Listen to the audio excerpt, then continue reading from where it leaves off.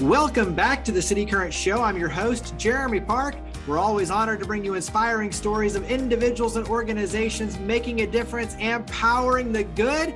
And we get to talk all about Boys and Girls Clubs of Middle Tennessee. We're honored to be joined by Oliver Arney, Donor Engagement Manager. How are you doing? Yeah, thanks, Jeremy. Excited to be here. Really honored. I'm doing great. What a fantastic day in Nashville.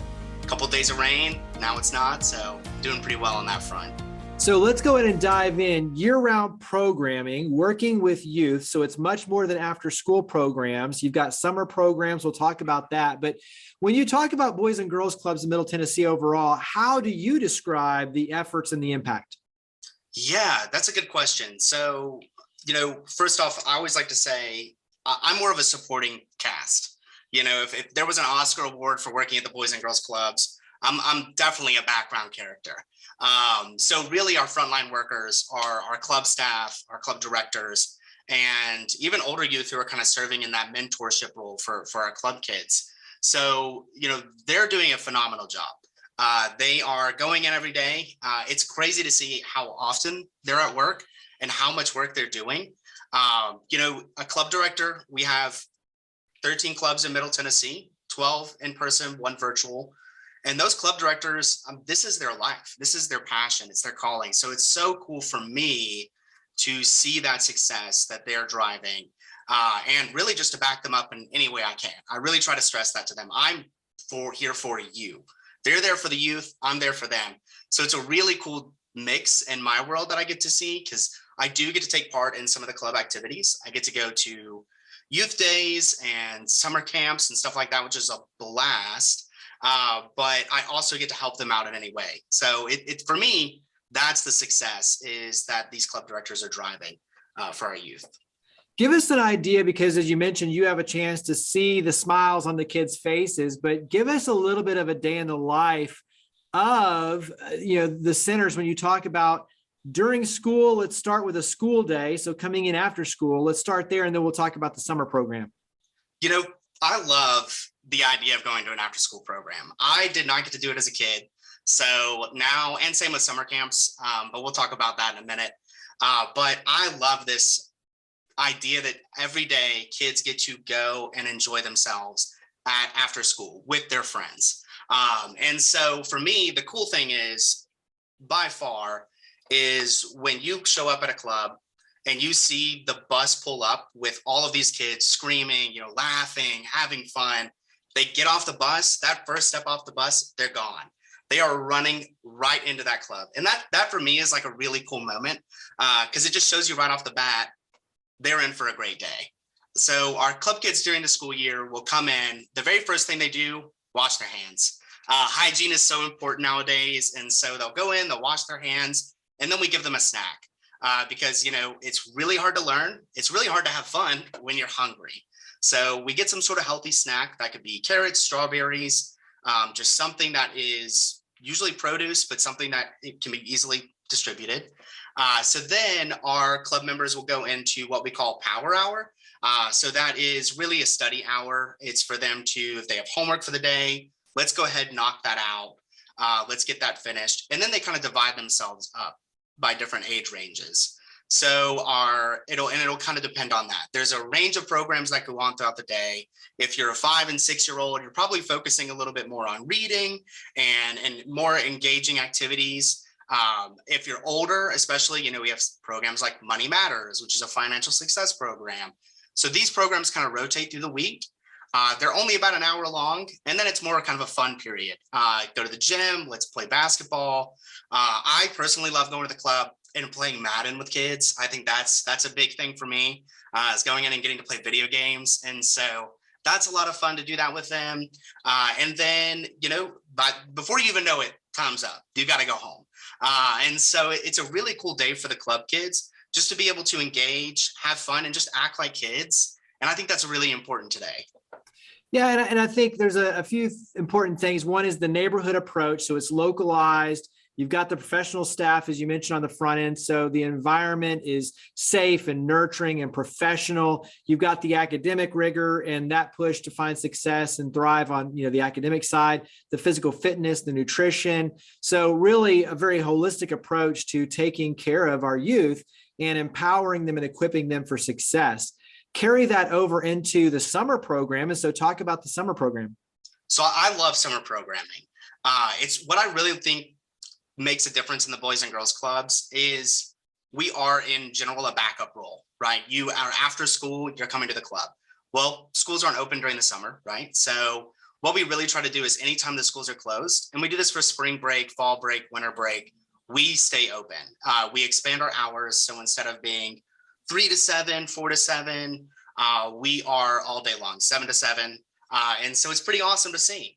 I was actually talking with one of our club directors this week about what they're doing over the summer. And it's honestly sounds super fun. So you'll come in every day. There's always some sort of engaging activity, breakfast, lunch provided. And then on Wednesdays and Fridays, they get field trips, which I think is so cool. So specifically, one of our clubs is going to do laser tag this summer. They're going to pools. They're going to the Adventure Science Center. They're just doing these like fun, engaging activities that you should be doing as a kid in the summer. Now, on the other side of that, those days that they're in clubs, they will be doing programming, specifically our Let's Go Learn for reading. We want to average 2.5 hours a week for our kids, whether that's summertime or school time. So they'll be reading every day. They'll still be taking these programs. And we have a couple of other cool things that kind of go along with that. For example, some of our kids will be taking part of social justice initiatives this summer. We have about 5 youth that are taking part in an internship program with Cloudera. That'll actually get them paid at the end of the summer. So it's kind of little cool things like that, that it's not just about a summer camp. It is about exposure into a whole nother realm, especially for our older youth. So that's kind of a little bit about what's going on in the summer. Carry that forward into some of the newer programs. You have Code Academy and Teen Industry Club. So talk about those. So these are really exciting. And I think for me, being a little bit younger, I'm still in my 20s. This is kind of the stuff that you just get excited about at my age. And so Code Academy, I'll start there. So it's really interesting. It was kind of born out of this idea with working with Apple, just about getting kids engaged in coding. If you look at where industries are going to be in the next 10, 15 years, when even our youngest kids are going to be graduating high school, tech is huge. I mean, it's huge right now, but it's only going to continue to grow. And so Coding Academy is really cool. So most of the time, they're either 1 day or 1 week training programs. Occasionally we'll have an Apple engineer in there with us, but we also have our staff now trained in coding. And so they'll come in, they'll bring in iPads, and essentially if it's like a 1 week program, you have this chance to develop an app. And so it's really fun. It's really interesting. I've messed around with it a little bit. We have one program. We have this really cool build out on our site. If you go to our website, bgcnt.org, and you look at the Coding Academy, there's all these programs you can do. And so like I was clicking around in there and I started playing Minecraft, where you could code what you're doing in Minecraft. You're moving around by coding. And it's just such a fun, engaging way to bring kids in to learn how to code. So with that, they're learning how to code. And it's also for us engaging people we've never engaged before. That's a really big thing for us, is we want to broaden our spectrum of the number of youth that we serve. So it's really cool whenever we're doing a coding academy and there's 100 children participating and 60 of them have never heard of Boys and Girls Clubs in Middle Tennessee. So that for us is a really cool thing, that we're just engaging so much more youth in such a fun and innovative way. So Coding Academy is cool. We just launched a new initiative with that called 1,000,000 Hours of Code. And so we are, if you also look on the same site, you'll see there's a little meter that's popping up a little bit more and more every day until we get to these 1,000,000 hours. So it's a lot of fun. It's really cool for all the youth involved too. So we'll be doing training programs all throughout the summer, all around Middle Tennessee, 1 week programs. So follow us on social media. You'll be able to kind of figure out where those are. Yeah. And then talk about the Teen Industry Clubs. The Teen Industry Clubs, I think, is really fun. And I'll kind of touch back and go back to my childhood. When I was really kind of graduating high school, really getting into high school, '08 happened. This big recession's happening. My dad owned a construction company, automatically lost his job, right? Company tanked. And so it was a really tough time for my family. And I have 6 siblings. Most are much older than me. The oldest one is about 16 years older than me. So I'm on the tail end, and our just comparisons to how life was for all of us is very different. And so I had to get a job. I was in this opportunity where, if I wanted to have fun, do fun things that teenagers are able to do, go to the movies with my friends, go have fun, I had to get a job. So when I was 14, I got a job at a grocery store. I worked all throughout, high school, then and through college, in grocery stores. Fantastic place. But these industry clubs are really unique. And so what they're offering is exposure to our youth. And what's really cool about it, and why I mentioned that I had to work, is that if a youth participates in these industry clubs, they get a stipend at the end of it. And so these industry clubs, they really are about exposure. They're about getting our youth in touch with professionals in different areas that they might not be aware of. Coming from Fairview, it was construction.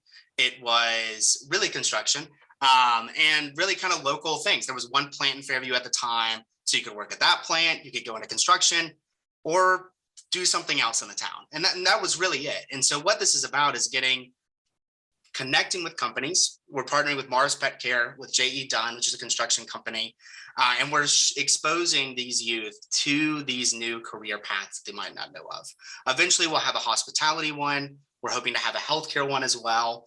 And so it's really just this cool time to get our youth open and involved in these industry clubs. And it really kind of goes and ties back into one of our key focus areas this year is to elevate our teen experience. We really want to get our youth and especially our teenagers, to a whole new level. If you think about it, when you're 16, do you really need to go to an after school program every day? Do you really want to? And so what we really are trying to do is just bring it to their level. What would you like out of this? It's been a really big question. And, Eric's talked a lot about this teen advisory board that he has. And it's just a group of youth in Nashville and Franklin and Fairview that are advising him on what's going on in the club. What can we do differently to better serve you?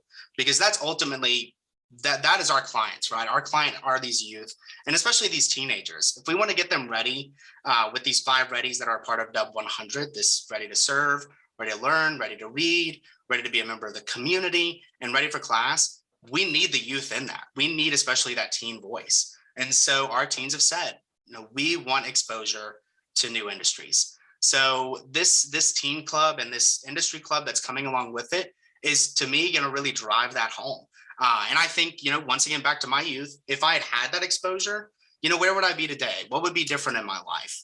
Would I have gotten a degree in history if I knew that you could go out and go into the healthcare profession, or how much money you could make in IT compared to history? So, those to me are the really cool moments in our clubs and the really cool initiatives that we have coming up. Yeah, and you mentioned the Dub 100, and so by 2026, so talk about the goal of doubling and really doubling the impact for the number of youth served. Yeah, and that's the really important part. It is about doubling. So Dub 100 by 2026, we do want to double. There's two really big components of that. We do want to double the number of youth we serve. Right now, today, 4,793 youth that we serve in Williamson and Davidson counties. We really would love to expand that to 10,000.